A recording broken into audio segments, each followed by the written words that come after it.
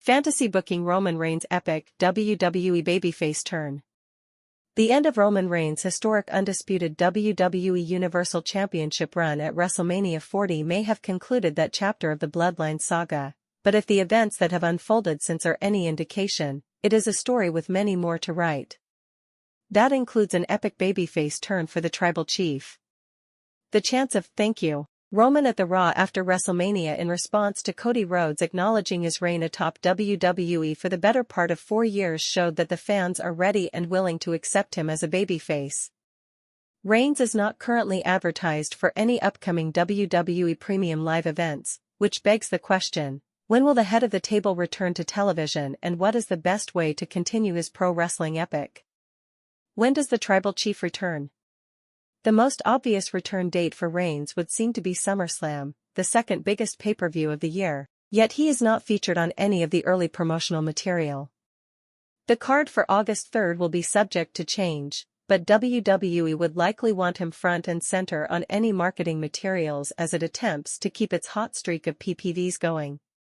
Survivor Series in November would be another option, and after last year's show featured memorable returns from CM Punk and Randy Orton, it would establish the year-ending PPV as one of major comebacks. The best option, though, is the Royal Rumble in January as it serves as the start of the road to WrestleMania. The return of Reigns then would kick things off with great excitement. The Bloodline Civil War. The endgame for WWE is undoubtedly a match with The Rock, as was originally the case for this year's WrestleMania. To get there, one must look no further than the seeds already planted on the first SmackDown after the showcase of the Immortals. Solo Sikoa appeared to initiate a hostile takeover of the Bloodline on Friday, employing Tama Tonga as its newest member. With Dave Meltzer of Wrestling Observer Newsletter, hat tip Fernando Quiles Jr. of MMA Knockout, reporting that Jacob Fatu is also incoming, the faction appears poised to rebuild itself in the coming weeks and months. When asked about his actions, Tonga said, "By orders of the tribal chief." Except Reigns was nowhere to be found, and special counselor Paul Heyman knew nothing of Tonga's arrival and the beatdown of Jimmy Uso that occurred, suggesting the tribal chief in question was not the one who has been established to this point. Jimmy will look for revenge for the beatdown that appeared to leave him excommunicated from the family, first going it alone and suffering a similar fate.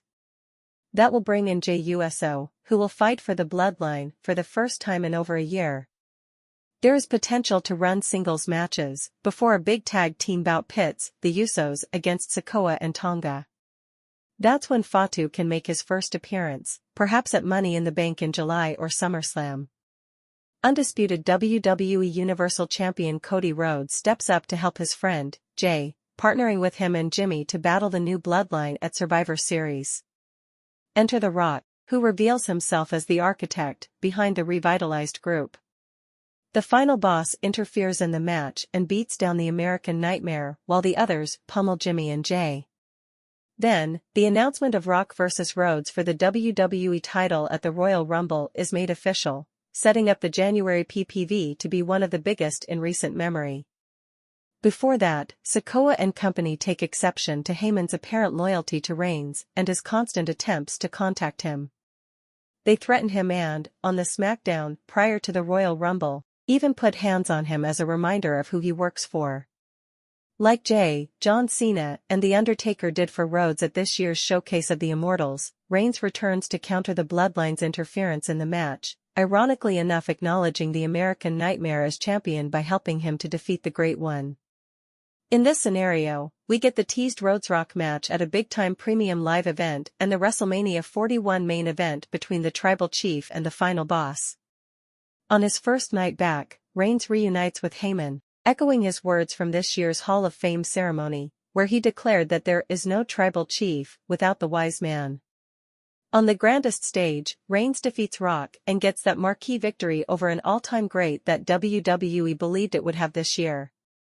In this case, though, the tribal chief does so as the returning hero and conquering babyface, a role fans will likely demand for him when he returns to the squared circle.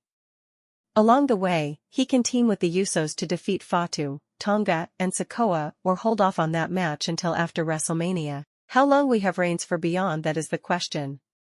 The tribal chief established himself in the pantheon of WWE greats with his historic run as champion. He elevated business and helped make stars of everyone who came into contact with the Bloodline story. He has nothing left to prove outside of that one WrestleMania showdown with The Rock. Considering Heyman told Raj Prasad of Uproxx that the tribal chief considered himself retired as early as 2020 during the COVID-19 pandemic, the idea of stepping away from the squared circle has crossed his mind. Perhaps the battle of the Bloodline and one major blockbuster showdown with the final boss would be enough for him to consider walking away from an industry that he has left better than he found it. Either way, the most satisfying way to bring Reigns back into the mix is for everything to culminate with a reunion with Jimmy and Jay and a showdown against The Rock, which would seemingly prove Heyman's assertion after WrestleMania 39 that the Bloodline story was only in the bottom of the third inning at that point.